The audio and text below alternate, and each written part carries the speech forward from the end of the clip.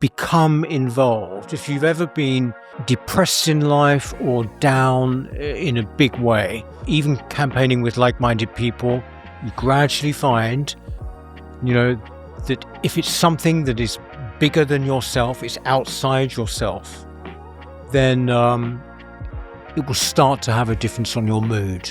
Even if it's a small one, start to have a difference. There's nothing worse than sitting there and looking at TV, going for a walk and thinking everything, the world is ending. It does sometimes feel like that. Seek out like-minded people and do something bigger than yourself.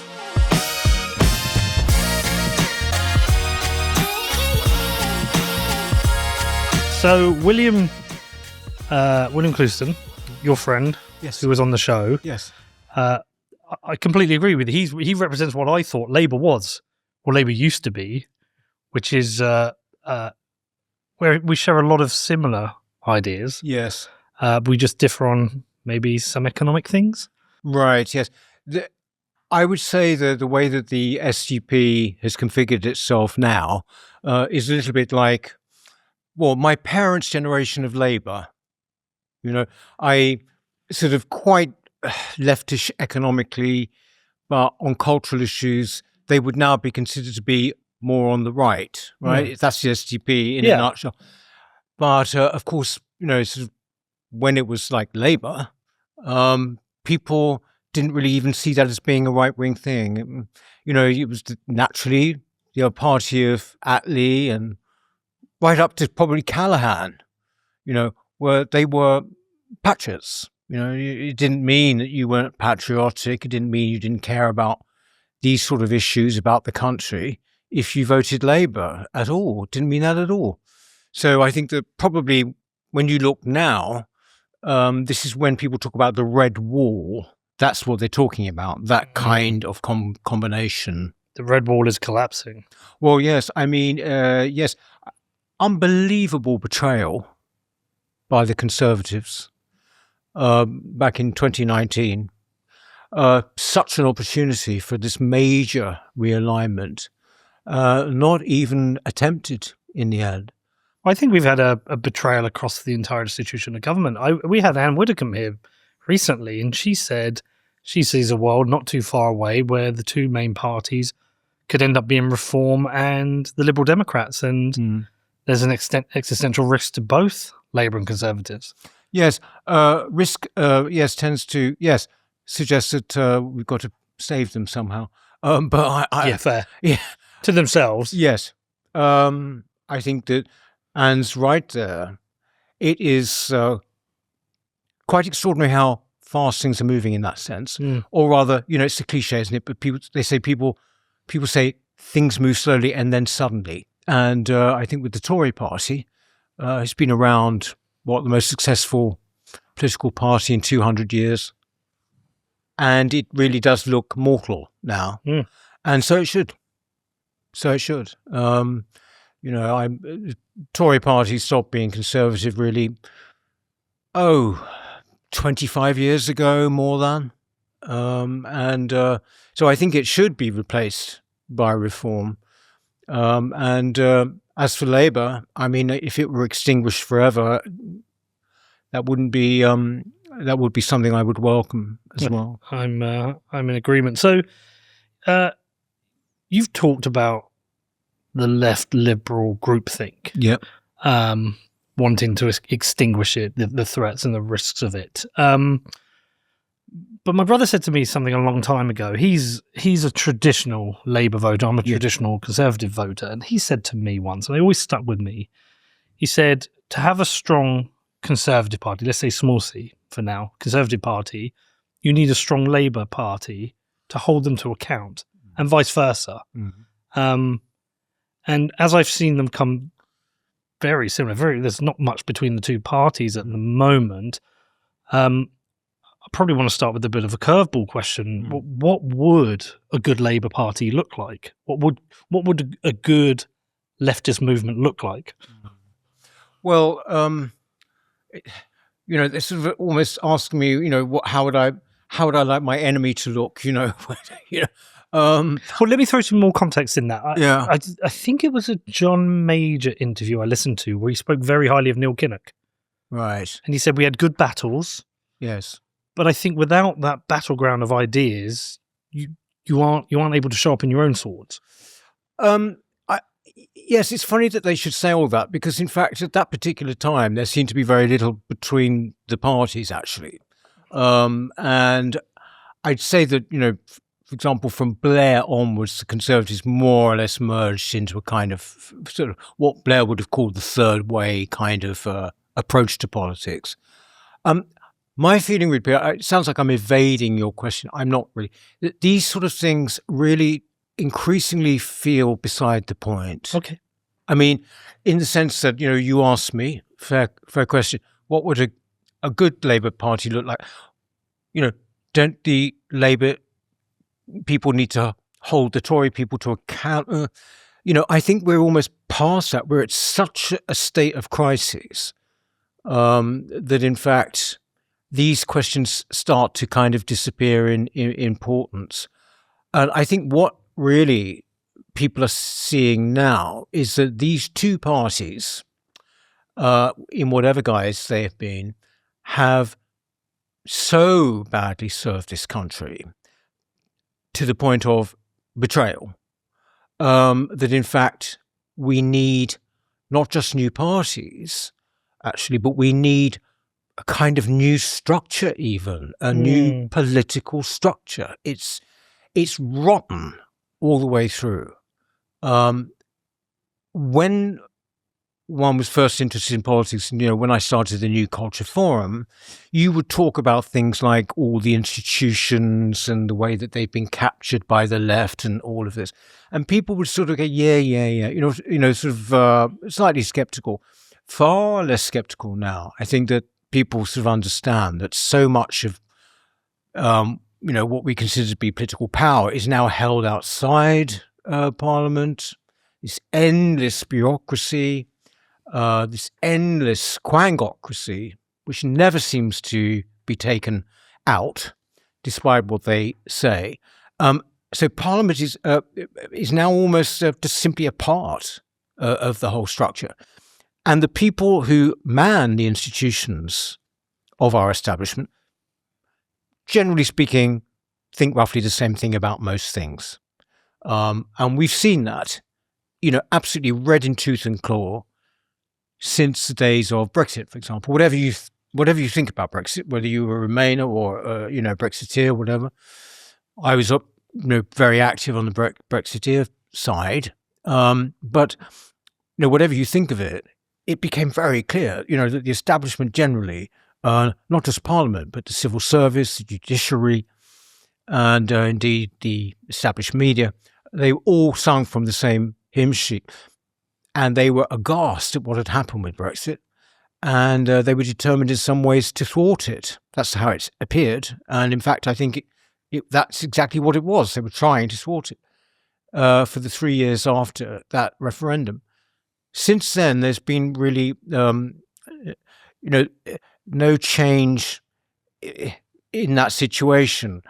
I think that people who are in the judiciary, who are in the traditional media, who are in our bureaucracy, our quangos, certainly in our civil service, broadly speaking, think the same. And it is an anti-conservative ideology. Most recently, it's been characterized as being woke, but that's just the most recent incarnation. And that has happened, really. That kind of infiltration has happened over, I would say, a period of maybe 50 years, certainly my adult life. It's not some conspiracy. I'm not saying they all sit in some room and say, right, you go there and you go there and you go there. But it just is a fact that if you have all these people thinking roughly the same thing, you're going to get a certain outcome. And who wins an election, therefore, becomes actually, immaterial in a way. This is why we seem to get no kind of action on certain really important issues, whether it's immigration or whatever it is. people say, well, how come? Well, why is it so difficult? How come? And it's because you've got a whole sort of, the people who rule us, if you like, used to be called the establishment, people who rule over us, the influential people, broadly speaking, don't on the whole agree with what you might call ordinary people in the country. They don't have much time for their views. They probably, I think, have a very caricatured idea of what those views are. I think they're contemptuous of them on the whole, and they hate having to listen to them. I think, nothing has really illustrated that better than, for example, the grooming gangs situation, which this very week, as we're filming, seems to has come to another head. Mm-hmm. And there's been this announcement of an inquiry 3 days before the Casey report. That's right. Yes, funny that. The Casey report, very clear in linking certain things. I don't mean to go off on too much of a tangent about the report, but it's sort of interesting that I would say people on the ground, people who live in towns, could see what was happening, but there was no reflection of that at all in any of the kind of institutions that are there to sort of represent them, or indeed to enforce law and order. And that is a shocking situation, which I think has sort of now become much more easily recognizable. It's no longer some airy-fairy idea. Right-wing conspiracy. Well, right-wing, that's what they called it. They call it right-wing conspiracy, but it actually comes from straight-up Marxist tradition, that the Frankfurt School, in the 1920s, 1930s, simply believed that, I'm putting it very simply here, but they sort of believed, look, the workers of the world are not going to unite and come together and overthrow capitalism in the street. We've got to do it another way. And one way is of going into the institutions of a capitalist society and hollowing them out, essentially, changing the message. And it's, that did not require sort of conspiracy or anything. It just meant that, if you look at the teacher training now, for example, if you look at the judiciary, if you look at the civil service, broadly speaking, the kind of attitudes and beliefs are roughly the same. And I think they have been now for some time. I would say that that's proof positive of a capture of, the police, same thing, capture of our institutions, hugely important for democracy or lack of, Have you spent much time considering why this has happened? Why, say, you and I see the world a certain way. Yeah. We see the economics of the country a certain way. We see the welfare state a certain way. We see a country that's fundamentally broken. Yet from the left, there is a group of people who vehemently disagree with us and see the world a completely different way. Well, how would you say they see the world? The humble bee, a keystone species crucial to the survival of Earth's inhabitants.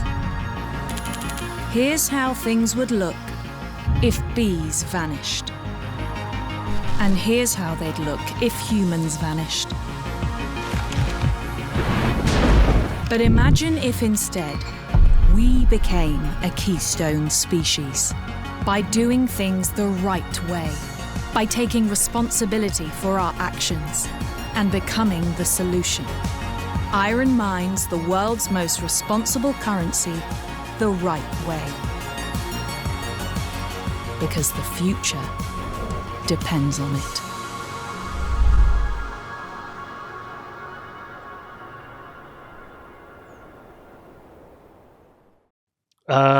One of collectivism, that we should work together and the collective is better than the individual.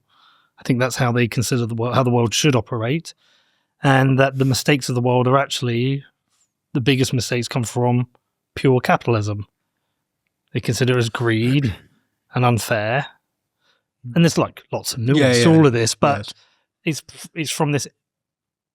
I imagine many see most take most of their positions from a point of empathy, that almost suicidal empathy, which has seen our towns and the cities, even in America, overrun with problems of addiction, shoplifting, and such, and making excuses and wanting to give, but almost treating the population the way you wouldn't treat a child, because you understand a child needs discipline. And I think they are, I mean, that's very top level, but I think they are some of the primary differences. I probably held some quite left-wing views when I was younger. I think some of my American Republican friends still think I'm left-wing, even though I'm a conservative here. But I think you grow up and you realise, hold on. Yes. This position of empathy can become this suicidal empathy that Gad Saad has spoken about recently. Yeah. You've got to grow up out of it. Yes. There's that saying, isn't there, that if you are... If you're not a liberal when you're young, you have no heart. But if you're not a conservative in your 40s, you have no head. I don't completely agree with what you say there about the left, in the sense that it kind of gives them too much credit, in the sense that it's sort of like, I think you mentioned the word empathy. That it's about being sympathetic to the collective and all of those things. I think it might have been once. It hasn't been that for a long time. I think most of what motivates the left now is dislike, envy, not just envy, economic envy, but all sorts of different envies: envy of excellence, envy of beauty, envy of anything that simply can't be flattened into equality, which is most things, actually. I think, and a resentment, a dislike of the world, a dislike of their place in it. And also, increasingly, when you say suicidal empathy, I know what this term means, but I think what you're seeing is the left actually sort of wanting to bring down, to destroy, if you like, the very sort of foundations of what we are. They will attack not just capitalistic things, but they'll attack, say, Western art. They'll attack, great achievements in the West. They will undermine British history, Western history. They will try to recast it. They will try to prize people away from what they knew. They will tell them it's lies. Now, that's not done out of a kind of the warmth of human kindness or empathy. It's done out of a desire to destroy. And I think that's what we've seen very much over the past, I would say, 5 to 10 years. That suggests almost a mental illness. It sort of does. You could say it's a kind of arrested development, in the sense that the cleverer left-wing people do question all this now. They do question it. And they will say, actually, we were wrong. I remember, if you look at people who've moved politically, take Peter Hitchens. He'd be a great one for your program. You might have had him on. No, not yet. No, he'd be great. And he would do it. Peter, for example, was a Trotskyist. Okay. Now, most left-wing people, he's a kind of bogeyman figure, nothing is as good as it once was, when I was young and all of that. But because he was once a Trotskyist, he understands these things quite well. And he said something which I've always thought to be the case. He said, when we were young and Trotskyists, we were absolutely in favor of mass migration into Britain. He said, not because we loved migrants, but because we hated Britain and we wanted to do anything that was going to in some ways weaken or dilute what that Britain was. And he's absolutely correct there. So that's really, by way of sort of backing up, what I was saying earlier, that in fact, a lot of this is not done with our best interests at heart. I'd say that when I was a student in the 70s, and I was kind of conservative then, but there was this sort of, the left got this kind of get out. They kind of, they were considered to be basically the very worst was that they may be naive and misguided, but really well-intentioned. I do not buy that, and I certainly don't buy it now. There's still many conservatives who do think that about the left, but I would say that it's the left who never would give us the same courtesy. They think that you're wicked if you are on the right or a conservative. They think you must be deranged.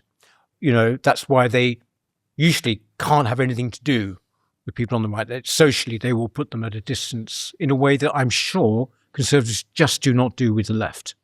Well, I mean, we've tried very hard to get people from the left on this podcast. I think we've had one MP from the left. Yeah, Mike Tapp, very junior. Yeah. But we had a great chat. We didn't agree on everything. I let him speak. Yeah. Whereas, we've had a small number of conservative MPs, but we are in touch with more. Yeah. And we have had no issue getting anyone from Reform who will come here and happily. We had Zia here recently, spoke for 2 hours. Yeah. We had Rupert prior to leaving the party. We've had Richard Tice. We've had Ben Habib shortly after he left the party. We have no struggle with conservatives. And even though I am a conservative, if you watch my interviews with William Clouston, George Galloway, or Mike Tapp, who aren't really conservatives themselves, they you will see it's a fair interview. Yes. And I know people will have watched the Mike Tapp interview, but we just can't get them on to talk. They don't. They don't even want to have the conversation. Part of me thinks don't want to associate. I also think part of it is they aren't able to logically defend their position on certain issues. No, I think that you've got a point there. I think that essentially they live in a kind of bubble. You work at the BBC, you maybe do commentating for various left-wing publications, that is your world. And, they tend to think that this is actually how all civilized people think. And so, you don't see anyone or listen to anyone from any other viewpoint. I think when people talk about polarization now, I think it's got much worse. But again, I think that the onus there is broadly coming from the left. During Brexit, for example, again, it was Remainers who just couldn't have anything that was hateful towards Brexiteers. Still are. Sorry? Still are. Well, absolutely. I mean, I don't want to sound paranoid, here, but no, they absolutely thick. You're racist. If you're old, thank goodness you'll probably be dead soon. All this stuff we sort of heard. I never heard that from Brexiteers about Remainers. Not really. They would argue with them, but not that kind of visceral hate. That hatred actually. So it comes back to your original point.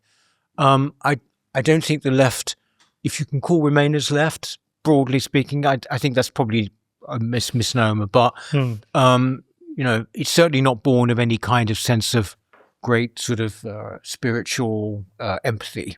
I'm glad you mentioned the structure of government. We just had Lewis Brackpool on here a moment ago. He's a good guy. Good guy. He uncovered, I'm not sure if you're aware, but that that the government has been liaising with the BBC, ITV, Channel 4 on the content they produce and trying to influence it, which is crazy dystopian stuff. But I had the conversation with him, and I've been very drawn to Reform over the last year or so. I think they've said some things that I find very interesting in terms of the failures of government, but also in more recent, I've almost paused and taken a step back for two reasons. Firstly, I think trying to do this, it should be more objective. But secondly, I think they've been a bit reactionary in some of their ideas. For example, the main example I give is Labour getting rid of the winter fuel allowance and then saying they'll bring it back. And my worry for Reform is putting my eggs in the Reform basket. If and when they win the election, they don't actually change enough. It just becomes another party which is struggling to deal with driving growth, reducing tax, all those kind of issues. And to add to it, when we had Starkey here, he gave me the order to read. Well, I asked him to recommend 2 books, and he gave me Reflections on the Revolution in France and what was it? English. One of his own books, maybe? No, it wasn't. Origins of English Individualism. All right. And then from that, I've gone down various various rabbit holes. I've been reading about new localism. I've been reading the Declaration of Independence, Federalist Papers. I've been studying the Swiss model of democracy. And the conclusion I've come to actually is what I think we need more than a new party is a complete rethink of the role of government and the structure of government and what democracy is in our UK and how we have more direct democracy. So I'm wanting to push things further and say reform have interesting ideas, but it's not enough. I actually think we need, as you said, we need to completely rethink government, the structure of government, and how we hold government to account. And that's a lot. Yeah, no, it is. I think that it requires a thinking of a kind of revolutionary kind. I mean, because what we've sort of had over the past, I would say, up to 50 years or whatever, is a form of revolution from above. And the people who are imposing sorts of things on the country now that are so unpopular, generally speaking, are actually the people above. They're the ones doing it. So people from below really need to become, as I should say, counter-revolutionaries. But what it really means is that if reform were to become the government, I would say that they probably have to, for example, it just seems such a huge thing, get rid of the civil service as it now is. And at least do, in part, what the Americans do, which is to essentially bring in their own civil service. I mean, they bring in the heads of the civil service. We don't. We just simply go along with the way it is. And this is born of an old-fashioned idea that, they're completely impartial, that they just do what they're told and everything by the ministers. It's obviously not the case. But all sort of quangos should be abolished. Massive amounts of taxpayers' money used on things should simply end. I mean, the kind of need, because otherwise they simply won't be able to put into practice what they want to do in government, So I think that it does require a completely different outlook. Your organisation, can you give me the background of when you established it and why? Yes, New Culture Forum. Yeah, New Culture Forum. Yes, I should say I was in the media beforehand. I was a journalist. I wrote mostly for the Sunday Times, but I wrote about the arts and cultural criticism. And before that, made arts documentaries, for mainstream, ITV, BBC, for a long time.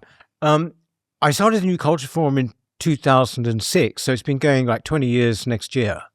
And it was born of the idea that somehow that cultural issues were the most important of our time. By cultural issues, I mean the ones we've been talking about. And that basically most people, particularly in the political sphere, seem not really to be talking about these things. It was very economic. So all your think tanks, I don't know if you've had any other think tanks on. Yeah, we have. Yep. You have. They tend to look at things through an economic prism. Fine. But we were the first really to say, look, politics are downstream from culture. That's a cliche now, but it's nevertheless true. And I could see that, for example, free speech was already kind of contracting around about then. It was a time where there were various lethal attacks by terrorist attacks by Islamists. That was very much in the air. And there were various changes happening within Britain, which I just simply did not like. I'd been living in America before that for about 5 years. And whereabouts in America were you? I was in Los Angeles and doing, making TV shows and things. And I think that I'd always been politically interested, always been politically active when I was a student and everything. But I'd let it kind of slide a bit. And then there was 9/11 while I was there, admittedly on the other side of, the country. And that really seemed to act as some kind of epiphany to me. And I thought, right, serious things at stake. And so that was the kind of mood in which I started it. And really, we're pretty much the premier cultural think tank now. We still produce books and reports and everything, but we're known much more for, like you now, a thriving media profile and channel.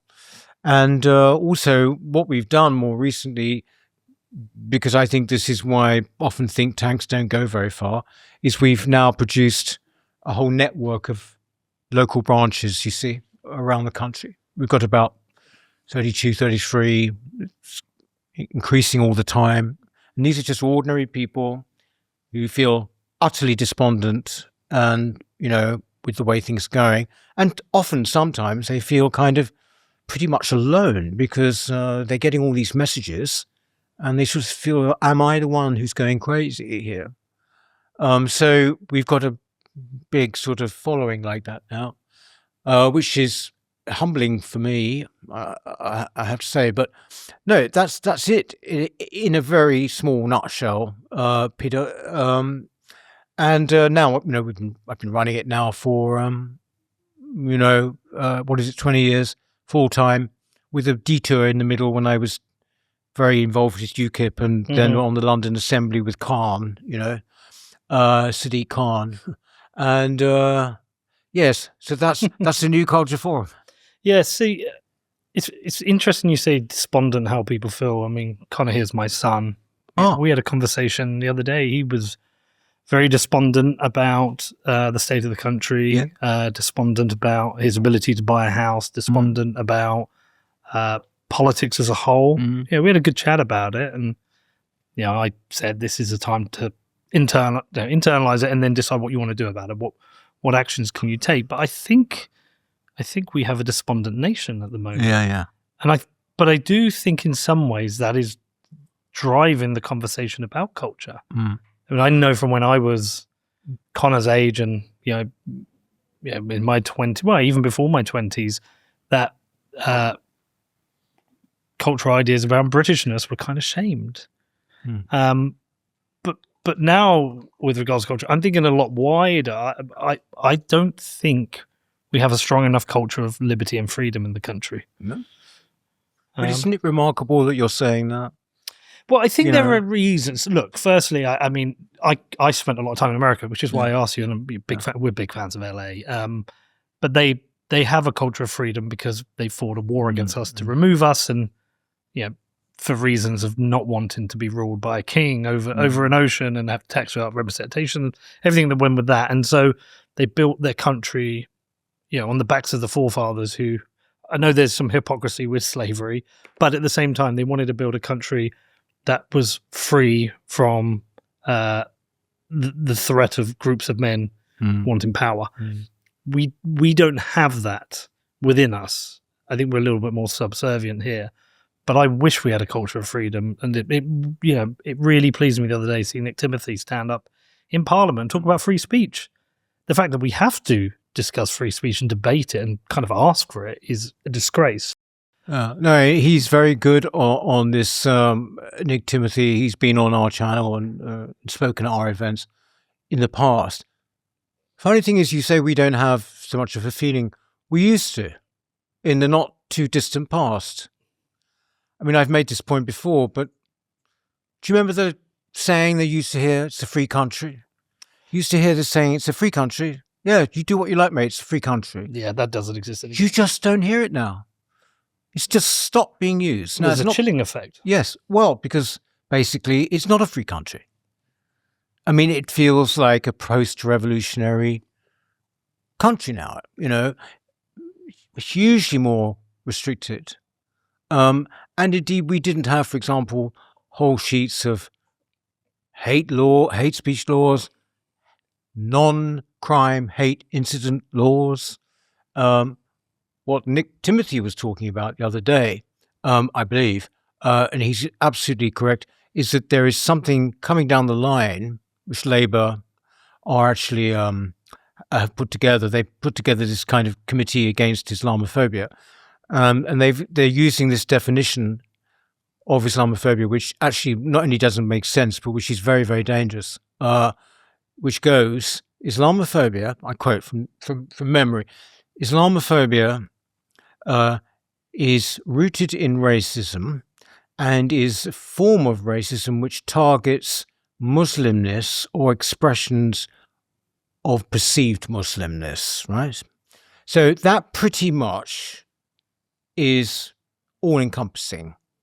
So it's blasphemy law by the back door, but it would also, absolutely inhibit, for example, the talk we've had about the rape gangs this week, because you would be actually saying something like, well, you can't talk about this in relation to Islam or Muslims, simply because, that is to break the law if this is passed into law. What is this, Connor? This is the extension of freedom of expression. Section 127 of the Communication Act 2003, improper use of public communications networks shall be read or given effect in a way which prohibits or restricts discussion, criticism of expressions of antipathy, dislike, ridicule, insult, or abuse of particular religions or the belief or practices of their adherents or any other belief system or the beliefs or practices of its adherents, or proselytizing or urging adherents of different religion or belief systems to cease practicing their religion or belief system. I think the thing I'm referring to, and I know Nick Timothy has spoken about it, is specifically this definition of Islamophobia. But as I was saying, that really there is a very good case for saying that it would be very difficult to report what has even been reported on the rape gangs, because you would be talking about the ethnicity or religion of the people doing it. And therefore that would somehow fall foul of this new definition. Well, it's crazy. Well, I would say it's crazy. It doesn't even make sense, because Islam is not a race, it's a religion. Mm-hmm. You could become a Muslim, I could tomorrow. Apologies, that was the amendment he wanted to make. Okay. What's that? That was the amendment they wanted to make. Oh, I see, right, okay. But by the same token, it's not just crazy, it's absolutely appalling and dangerous and frightening that it should be happening in the so-called land of liberty in Britain. Well, I mean, I massively envy the First Amendment in the US. And I'm not a free speech absolutist, but there should be a very high bar which should be tested, but it creates a chilling effect. People are certainly in the media even more so, which is why I think we don't have much good investigative journalism anymore, because if we had good journalists within the mainstream, they would have been all over this rape gang crisis, and they weren't. They didn't want to touch it. And they didn't call them rape gangs, they called them grooming gangs. Grooming gangs. They were rape gangs. Yes. Thing is, though, with that, is that yes, of course, they should have been all over it. You can go back to COVID, actually, and also they should have been all over certain other things, which they weren't. I would say that you could say, well, is it fear? They don't want to be, called racist and everything. Or you could say it's just simply because they have a political axe to grind. And I would say that it's much more of the latter. I think that they, broadly speaking, they certainly would be horrified to be thought of as being Islamophobic. They're not. They tend to be pro-migration. They tend to be, pro-Islam, I would say, in many ways. And so, therefore, they would not go after a story like this, instinctively. And I think as well that the press has just generally become much more passive anyway. If you look at during COVID and the pandemic and the lockdown, why was there no journalists going after, why was it such a big deal to try and find out where this thing came from? You think, wouldn't you, any journalist worth their salt would have actually tried to say, well, where's this come from? Oh, well, there's actually an Institute of Virology in Wuhan. Maybe we should look at that. And you were called racist and everything. If you sort of said it's actually coming from the Chinese, it's an accident or whatever it is, but, that's the way it's come. Where were the journalists? You see, they were nowhere to be seen. And I don't see many journalists at the moment really standing up for example, for free speech, for example. I don't see them campaigning. I mean, the very people who you think would, but I don't. Do you? I don't see it.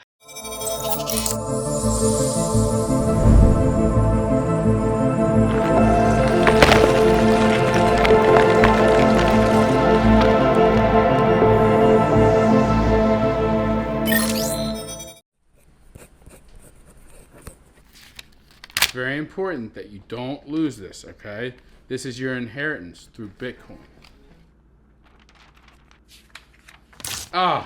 Let Bitcoin rip. Don't rip up your Bitcoin. Set up inheritance with Casa. But I don't look for it anymore in that I don't read newspapers anymore. No. I watch some mainstream news. I will occasionally watch. I used to, when I was younger, I used to watch the BBC all the time, and now I'm more inclined to watch Sky News. Yeah. But I watch it all with a heavy dose of skepticism. I think I get most of my content now from independents. Yeah. Substack. I subscribe to a number of Substacks, and I'm skeptical of those as well. But I just have little to no faith in the mainstream media anymore because we've been lied to about so much over decades, and I don't know. It's one of the reasons I do this. Yes. So I can just sit down with somebody for an hour or so and just let's talk about anything. Well, thank God in a way for YouTube, Yeah. or in the various different platforms, because same thing. When we started the channel at the NCF, I remember thinking, look, the chances of getting our messages as a think tank out, are getting slimmer, right? There's not so much interest, and also the newspapers are kind of in their preoccupations getting narrower. So you've got to create your own communication, and that goes much, far wider than just media. I think that instead of we can all complain about the situation, but what we've got to try to do as well is to build our own institutions. Build our alternatives. I mean, there's nothing worse than sort of you go to a party and just stand in the kitchen slagging off, the party's being crap. And in fact, you just think, actually, why didn't you go off and do your own party then, instead of just complaining? That always is in the back of my mind. We should try to, America is much ahead on this. They've got more money. Yeah. But they have got what amount to virtually sort of alternative universities. Some of their think tanks are, manned like universities, and they offer courses and things. And there's been pushback against some of the woke ideas in the universities there as well. Yeah, and essentially, try and start your own things. It's very, very difficult. We've done it. We did it last week in a small way. It was a big success, but the NCA, New Culture Forum, started a new literary festival, for example. The basic themes of it being conservative. And that's because, we have many literary festivals in this country. They're hugely popular. People go along and want to talk about books, meet famous authors, but they all tend to be kind of woke, or they tend to be, liberal left. And so we thought, well, we've got to do something new. So we started that. So it's that kind of thing. It's very difficult to break through there, but it's the sort of thing that gives you a great sense of accomplishment, but I think that's really what we've got to do in this country, you must feel, you must see it in your own stats of the performance of your various media, but I do feel we're at a time where conservatism is certainly on the rise again, and especially with young people as well. Do you really? I do, yeah. Amongst guys, amongst men. Yeah, more men. Yeah, not women. Women are about more left than they've ever been. Young women. So, I'm not talking. I'm talking about my son's age and his cohort, and younger. Yeah. And actually, rightly so, someone corrected me on Twitter the other day about this. That is very much male dominated. But I think there's natural reasons for that. Is that boys have been. I don't know what it's. I don't know what it's like for Connor growing up, but you've seen this kind of pushback on masculinity that existed for a while, and pushback. I mean, a positive attack on. Yeah, absolute attack. But also, like I say, for someone Connor's age coming out who's working hard, playing by the rules, can't buy a house on a salary which I could have bought a house when I was a kid, even accounting for inflation, and. But I'm seeing a push towards conservatism amongst older women for sure. I am seeing this, and I feel like now is an the opportunity is now that exists to try and capture people into that they don't have to worry about the opinions of others. They can hold the opinions they want, and if they're conservative, that's absolutely fine. I think we're quite privileged, really, though, Really? doing these sorts of jobs. I think the majority of people still have to be at work. Apparently, it can be hellish, especially if you are a middle-aged, straight, white male now, to be in a work situation.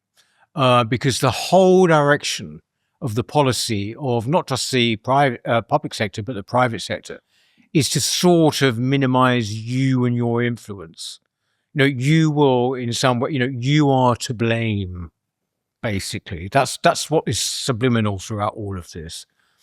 I would say that most people still think, I've got a mortgage to pay. Is this a hill worth dying on? I really feel like saying something there or here. Maybe not, it won't go down. I think that's still a very much a live situation for most people. And, when you don't have a boss like that over you, then you've almost, I think Douglas Murray once said this, it's very true. You've almost got a duty to speak out, and say, this is wrong. And so what? Go to hell. I don't care what you think. But I can understand how it's more difficult. But I think the time is now, things are getting so critical that I think people maybe are going to have to, what is it Shakespeare said, screw their courage to the sticking place. You've said that a couple of times now, that it's getting so critical, but paint a picture of how bleak that you see things at the moment. Oh, boy. I would say that there has been a breakdown in the very authority of the state. I would say the legitimacy of the state is now in question. And that comes from betrayal of such massive proportions, and indeed some of the actions of the state over the past 20, 25 years. So, for example, take the rape gangs that we've alluded to. There you've had a situation where from local authority through institutions like the police and the social services and the media and all the rest of it, right up to, I suppose, parliamentary level or whatever, has been systematic cover-up of what were the rape of the daughters of this country. To me, any government that colludes in that or turns a blind eye or does nothing about it has abandoned the very main function that they have, which is to keep the citizens of the country safe. And therefore, I think that they have forfeited their legitimacy. So that's how bad I think it is. People don't necessarily have to even sort of use flowery words or whatever. They sense something is wrong. They sense, and I get the feeling over the past, I'd say 6 months since Christmas time, roughly, of a real change, of a kind of darkness that has come over the place. I mean, it's very hard to explain quite what you mean, but you sort of see it. I believe as well, in answer to carry on with your question, that we cannot rely on the enforcers of the law. We can't rely on the police. I think the police are entirely captured. And I think the police now are there simply to uphold the kind of multicultural ideology. We saw this during the Gaza demonstrations, where basically it was about crowd control. What it absolutely showed was that there was a fear of people kicking off. That was the main motivation. So, when you had those appalling demonstrations and some of the things that were said during that time, the police just basically allowed it. They allowed people to climb over our monuments. They allowed people to say the things they did because they were frightened of actually imposing the law, which would be that this is a support for a terrorist organization, for example, in the case of Hamas. This is a terrorist supporting slogan, all of those things. And I think it's just simply born of a fear that essentially, in that case, the pro-Palestinian or the Muslim crowd would kick off. And I think that, therefore, the police now act to keep suppressing, if you like, the say white working class people, which we've seen, I think, already this year, and we will see again. Or last year, for example, we saw in the Southport disorder, very strong, straight down the line. What was interesting about that, Peter, was that usually when you get a big riot, like we've had, like most recently 2011, I guess, in London. So the Croydon riots. Yes. Yeah. Well, it was across London, but yeah, we all know about the pictures from Croydon. With that, it's always said afterwards, yes, but look, this is terrible. Law breaking is law breaking, but we must try to understand why maybe this happened. We must try and understand the reasons. You always have that, except for this time. There was no attempt to understand. It was straight into jail. People were in jail for things they put on social media. There was no attempt to understand why people might have reached a pitch of frustration and anger. Nothing. It was just simply, you are wrong, you are boneheaded, racist, and all the rest of it. I think that will be the general position of the government and the police force going forward. That is, so far as I can see, is a case where the police are not, if you like, working with general consent at all, that they are actually now just simply imposing a situation on people that they never ever wanted. And so all of that makes me feel it's about the worst time I can remember, and I'm 64, right? So I know the 70s, and I know when we were called the sick man of Europe and all of that. That's all true. All the economics, true. Great supporter of Thatcher, I was. But culturally speaking, we were quite intact, actually. It was always the economic argument then, but culturally speaking, we were intact. That has gone entirely now. And what worries me, we did an interview recently. I did an interview on the channel with David Betts. You might get him on, but Professor David Betts. And he's from, I think it's London University, I think.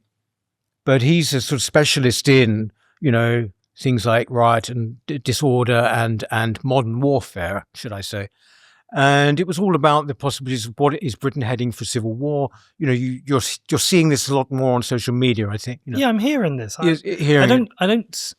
It depends how people think it manifests itself. Yes. I'm actually surprised we haven't had more riots and more civil disobedience. We're seeing some, and I saw some last week in Northern Ireland. Yeah, Ballymena. Yes. And there are pockets of activity, but I'm surprised we haven't had more mass protests against the government in London. We had the farmers, but more of civil society coming together for a mass protest to say we're unhappy. I'm just shocked we haven't. I couldn't agree with you more. I'm not completely shocked, but I agree with you, we haven't. I would love to see it. What is wrong with people who have, are up to the back teeth with whether it's illegal migration or mass uncontrolled migration, or whether it is things like the grooming gangs and what has been revealed there? You don't see 300,000 people walking through London or whatever. It's partly, that's always tended to be the case, that people who feel strongly, in fact, people who make up the majority, tend not to go on demos like that. I think what makes it harder now is that people are frightened of who might join the demo, extremist groups and genuine or far-right people, and they get worried that they're going to be tarred with the brush. I do think, though, that if things go on like they are, then people will start to lose those inhibitions, actually. I hope they do, because, if they're peaceful, why shouldn't they have mass rallies in Hyde Park? Why not? I think that, I would love to see that properly done, the police and all of that. We have had demonstrations. Obviously, there have been the farmers, like with Tommy Robinson. Yeah.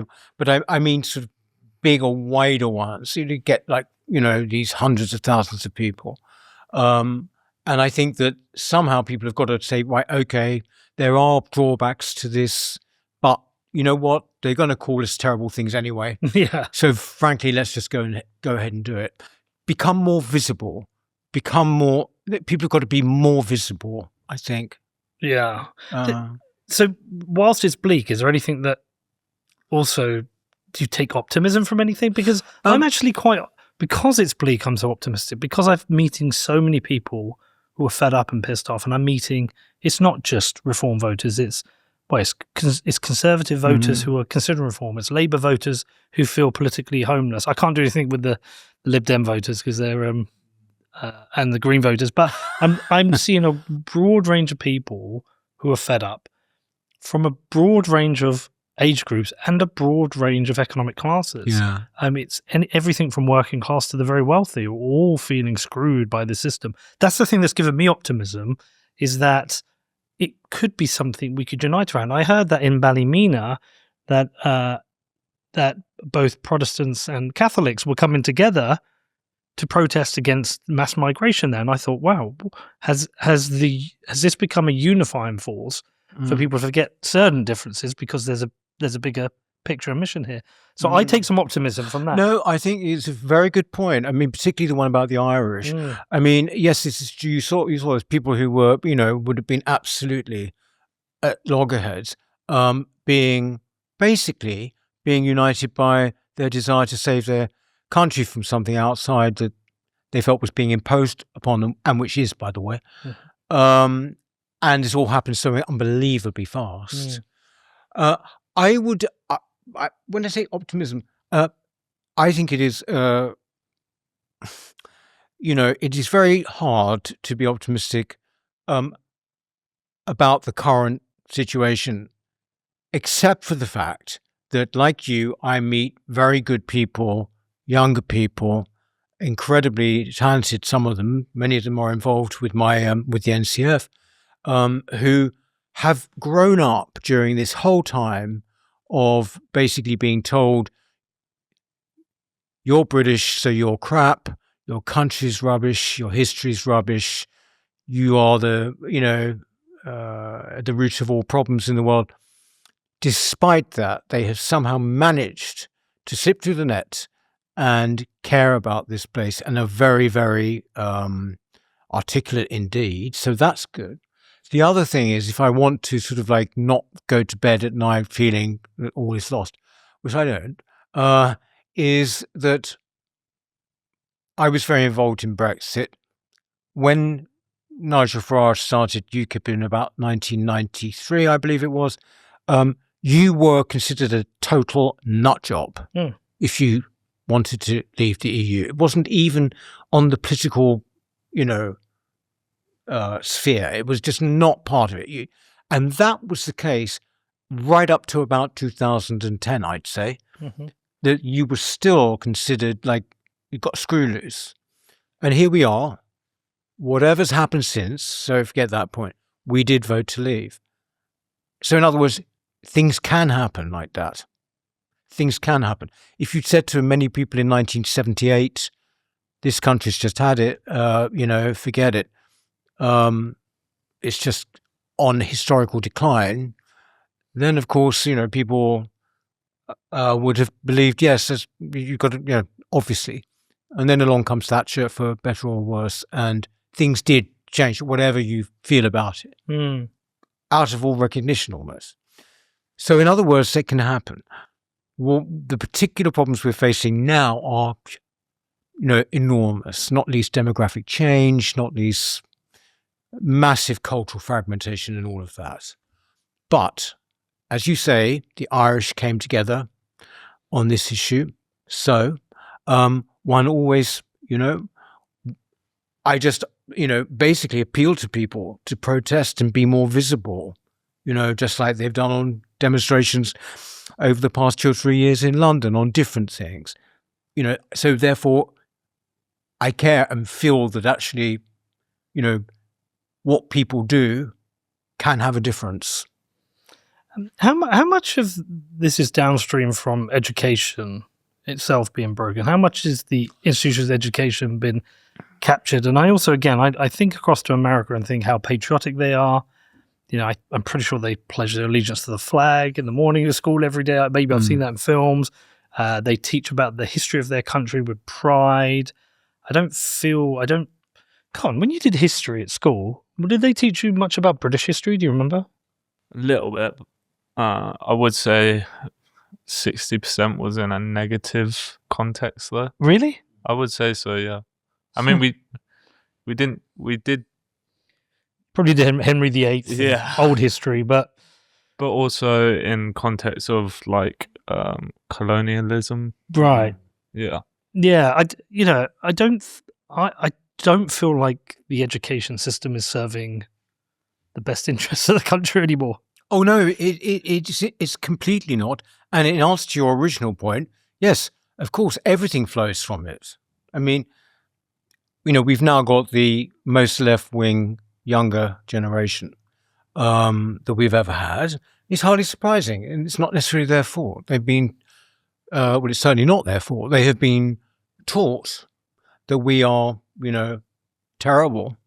The West is terrible, and white people are terrible, and men are terrible, and essentially all those things I've already pointed out. A lot of that is intentional. Of course, it must be. Why? Why would they all come out with this attitude? You see it in universities, which, of course, going on from school. I think in America, what you just said there about the kind of, the flag and the sense of allegiance and patriotism, that's certainly far greater than here. But even that has been very seriously attacked in America. Mm-hmm. And, to the point where it actually is a battle now. It can't be taken for granted. Because, of course, if you can get young minds, then you've got people often. And one from a personal experience, from family experience, some of the things that kids are taught now, it doesn't have to just be about anti-Britishness in history, but it, even the whole trans thing, it's sort of shaking the foundations of what we sort of are, and I think that that's intentional. What we kind of need is, I don't know whether you're like this as someone who's broadly left or was broadly left. So what I was saying is, I'm left on certain issues. I've always been economically conservative. I've only ever voted Conservative Party. Right. But my American friends think I'm on the left. Right.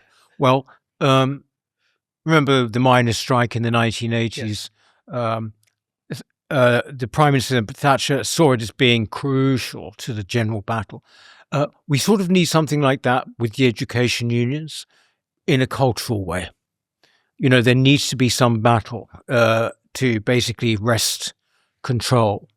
Because otherwise, we're going to just have generation after generation of socialistic, anti-British kids, and which is what we're seeing more and more of now. I mean, you started by saying about younger people, particularly young men, maybe voting reform and things. That's all great, and that is the case. It's true. It's a thing, but it's not big enough by any stretch. I think when it comes to university lecturers, back in the 80s, it was like maybe 60-40 right, left.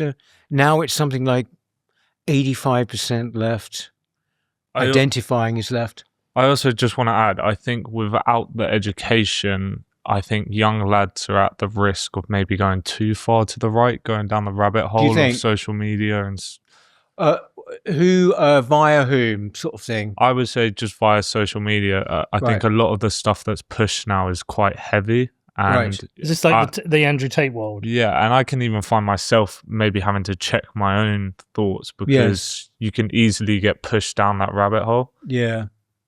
No, I completely agree. I mean, I don't know much about Andrew Tate, but it seems pretty loathsome to me, I'm afraid, the kind of messages you get. But I do think he's being used as a kind of excuse. Like we had this play recently called was it Adolescent? Oh, the one that was on Netflix. Yes. Yeah. And again, Andrew Tate was sort of mentioned there, I think, as being sort of one of these toxic influences. I think I think a lot of people. Did you watch it? Yes, I did. I watched the whole thing. I felt like a lot of people missed the point of what that was about, or what I took from it was different from other people. I took something very different from it. So the original cultural argument I saw before I watched it was, why is this a white kid stabbing somebody when the predominant issue is young black kids stabbing people in London? And I think those people got that completely wrong. I took this as a reflection on society, a breakdown of the family unit while it's together, in that we've crushed the middle class so much that they don't have enough time for their family, but we've also not fully grokked how much time people are spending alone in front of a screen accessing content we can't control. And it's a tough, lonely experience for youngsters now. They're under the kind of there was no mobile phone when I was a kid, so we weren't looking at screens all day, every day, seeing beautiful people and under all these pressures. And I felt that was a reflection on society has changed so much too quickly, and we haven't adapted to that.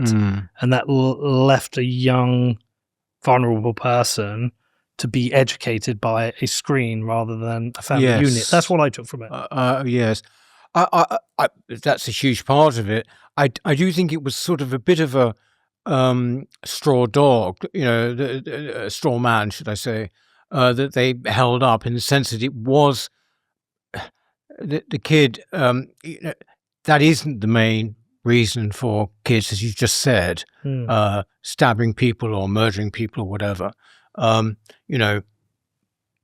Violent crime and murder in London's off the scale now. But they sort of chose this kind of white kid to make these points, and I think it was even based on a case where the original kid was black, for example. Yeah, you just know that the people who wrote that stuff, they wouldn't have had it anything other than a white kid. They'd be too scared to do it. Sure, but I think we've got, and I'm probably going to make some generalizations here, and someone might try and counsel me for saying this, but I think we have Top Boy, which has done a really good job of helping, displaying what goes on in these inner city neighborhoods and maybe the crime that comes from these inner city neighborhoods, which aren't entirely black communities, but they're predominantly black communities. And you see the violence on that. I think this told a different story of violence from the perspective of a lonely white kid within what looks like a normal family unit, who's just gone, for whatever reason, life has sent him down this path where he's become violent towards a young girl. And I felt it was right to use a white kid for it, actually. Now, both things can be true. They can, one, be scared to use a black kid, but at the same time, the white kid be right. But I actually felt it was right for it. What did you take from it, Connor? So on this podcast, you are definitely hearing me talk about Bitcoin a lot. Well, why? We live in a really strange time with governments driving inflation with their reckless spending and endless money printing. There is a way out of this. There is a way to protect your money, and that is by stacking Bitcoin. I've made loads of shows about Bitcoin. You can go and research this. You can go and read the books. But the truth is, it is the hardest money ever created. If you are interested in protecting your financial future, it's time for you to get on the Bitcoin train. I've been stacking Bitcoin personally and through my businesses since 2017. It's protected me, it's secured my family's future, and it also strengthens all of my businesses. So if you want to start stacking Bitcoin, where do you do it? Well, for me, it's with Gemini. They're a fully licensed, full reserve exchange and custodian, so they give you a secure way for you to buy and own your Bitcoin. There's no risks and no funny business. So if you're serious about stacking Bitcoin the right way, head over to Gemini.com, which is GEMINI.com. Well, I thought it was a good piece of cinematic drama. I didn't really pay too much attention in the color of the skin of the child, but I thought what it did really well was showing you the real life impacts on the family when situations like this happen. It's another perspective. Interesting. Yeah, no, it was very well done, and I mean, a lot of one shots, weren't there? There was sort of a lot of continual. Every episode was one shot. Yes, and everyone was sort of, you know, creaming themselves about that, you know, and that's all fine and everything. I just sort of felt that it was what was sort of we had just had. I'm sorry to keep, you know, going on about this. We had just had some of the most extraordinary revelations coming out about what had happened to these girls in these rape gangs. You know, when Elon Musk sort of went and put it right in front of the world. And somehow or other, that was not considered good enough to be the basis for any government policy. But this program suddenly has got to be shown in every school. Well, that was suddenly it's going to be the basis of our policy. Yes, that bit is the bit that really frustrated me, because as a parent, you know, I became aware that they wanted to show this in the schools, and they wanted to have a conversation about, you know, various issues. And you know, I'm with you on that point as well. I don't, but I think they felt safe. That's the reason I'm saying. I think Starmer and the government felt safe in like highlighting this, and safe in saying, "Oh, I want all schools to see it," and all of this. I definitely hear that point, because a couple of years ago we had that Blue Story film, which they tried to ban in cinemas. Do you remember that? Sorry? The Blue Story. It was on the same lines of Top Boy, but they tried to ban it from cinemas because they believed it would encourage violence with the youths. Didn't they have scraps at the cinema though before it? Yeah. In Birmingham, there was a big punch up. I think it's an average film. Basically, I don't know if you've seen Top Boy. It's just like Top Boy was not as good. Top Boy is an excellent piece of British TV. Probably, it's our greatest ever series. Yeah, I think it's probably the best series that the UK's ever produced. Really? There are 2 original 4 episodes and then 2 10 episodes. The last season, okay, but the 2 original 4 episode series are fantastic. All about inner city crime, drug dealing, and you get every perspective.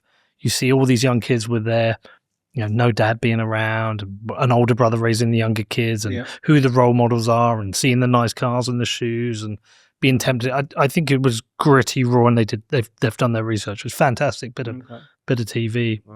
But no, I mean, look, I see your point with Starmer. I don't know how we've ended up with him as a prime minister. But we sort of get the people we deserve in a way. I think, fair. In some way. I mean, he is particularly appalling. He's so deeply unimpressive, I mean, on every level. I find it very hard actually to listen to him, actually speaking. You know, but I had that with Biden too. I mean, I just after a while, you just can't listen. Can't listen to them. But I think that he's kind of disingenuous U-turning, most recently on the grooming gangs, but on almost everything else. I mean, it's just he doesn't have kind of convictions, because if you had convictions, you wouldn't be able to do that. Did you see his recent tweet of him? It's like I think he was like signing documents in a cold-looking office, but using it as a way to kind of tell our country how hard he's working for our country. And I was like, this is a cold and miserable looking prime minister who doesn't inspire me in any way at all. And then we had his Father's Day cars on a private jet showing it looked like a flex, which was really, really strange. I don't see anything inspirational about him. Oh God, no. The thing is that the general caliber of politicians is very, very low now. I mean, it's at it's very low ebb. And you know, if you look back to say 70s and 80s, or even the 90s actually, and you know, whatever side you were on, they were serious people. And they were characters. Yes, but they were, and basically, sometimes if you look at their speeches on YouTube, you sort of think, gosh, you know, he was really good, you know. go back to the debate in 1975 on the EU. They used to put them on TV.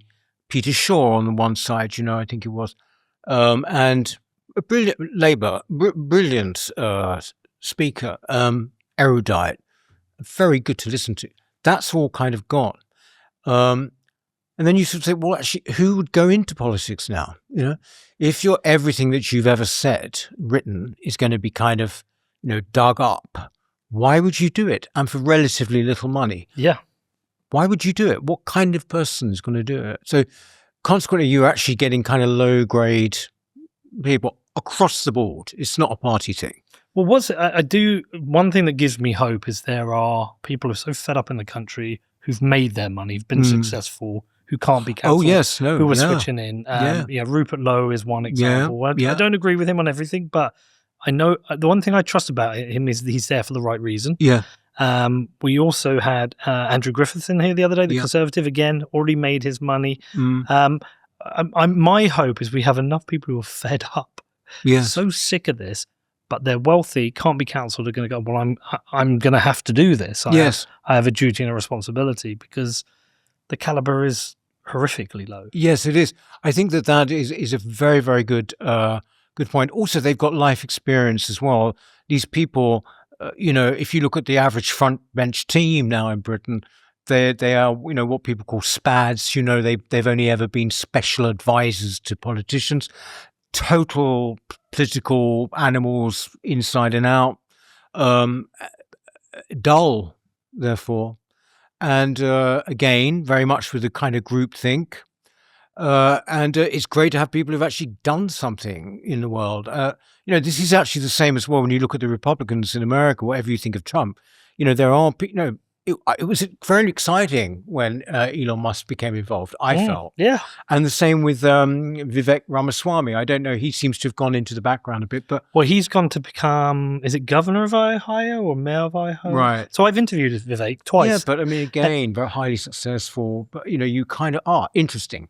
Yeah. Interesting. These other people, not so much. I watched a documentary last night on Netflix called Trainwreck. It was about the Toronto mayor. What was his name? I want to say Rob Lowe, but I'm not sure that's correct. Can you get his name? And any names I forget. It's a weird part of my brain. But he was the mayor of Toronto, wild character, a bit like Trump before Trump became a politician. And he got exposed for smoking crack cocaine. All right. And being a drunk and all these things. They found these videos, but he didn't care. He carried on. He kept fighting. And then he was going for re-election after admitting these videos were true. And I think what it was something, I mean, by the end of it, I wanted him to win again, despite the crack cocaine, because I just thought, well, at least you're real. Yes. Rob Ford, that's it. Rob Ford, at least you're real. At least you're authentic. Yes. I'm getting you, and I know your strengths and your weaknesses. I know your failings. But I was like, I can't, even as a crackhead who's buying drugs and smoking drugs with nefarious characters, I still trust you more than some other politicians. Yes, it's wild. Yes. Yes. Obviously, in America, they've got more chance as well of being genuinely immensely wealthy. Yes. And then going into politics than we do have here. But I think that you're quite right. The names you mentioned bring an awful lot. And they would be in their 50s and 60s now. It's about right, I think. Yeah. So what would you say to someone who is feeling despondent? Because, it's like leave or fight, right? So if someone is feeling despondent, what would you give somebody? If someone is feeling despondent about the state of the country. Yes. If someone is feeling despondent when they walk into their town centre and they sort of feel, hang on, this doesn't look anything like my town centre, or it doesn't feel like it, what's happening? I think that what I would do is say to them, stop watching mainstream news. Mm-hmm. That doesn't mean to say you become a monk and you don't listen or watch anything. Seek out different forms of news. Don't watch it. It just make you angry and depressed. I would say more than anything is it just become active.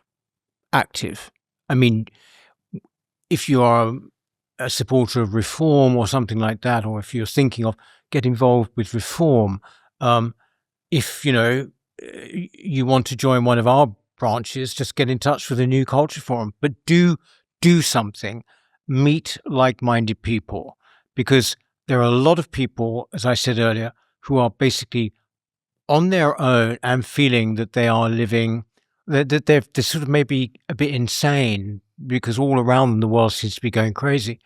They're not. They are the majority, actually. But I would say become involved. If you've ever been depressed in life or down in a big way, the best advice is always, and I've used it myself, this advice, when I have felt like that, is to become involved. For example, in my case, I got involved in political with UKIP, even campaigning with like-minded people. You gradually find, that if it's something that is bigger than yourself, it's outside yourself, then it will start to have a difference on your mood. Even if it's a small one, start to have a difference. There's nothing worse than sitting there and looking at TV, going for a walk and thinking everything, the world is ending. It does sometimes feel like that. Seek out like-minded people and do something bigger than yourself. It feels like a good closing point. Peter, it was great to meet you. Really enjoyed lovely this. to meet Thank you. you. Thank you for coming having me. I'm optimistic. I have to be optimistic. Yeah. I have to be for my children. But no, I am optimistic in that I think things are so bad that, and I'm speaking to so many people who are just refusing to accept this situation we're in now, and I believe the British people are going to come together and overturn this government Right. in 3-4 years. Yeah. And I hopefully I will hope with that will come some new structures that stop this happening again. Yes. But we will see. I'm sure we will talk again. I hope so. But thank you for coming on. It's a pleasure. Thank you. And thank you to everyone for listening. We will see you soon. Bye.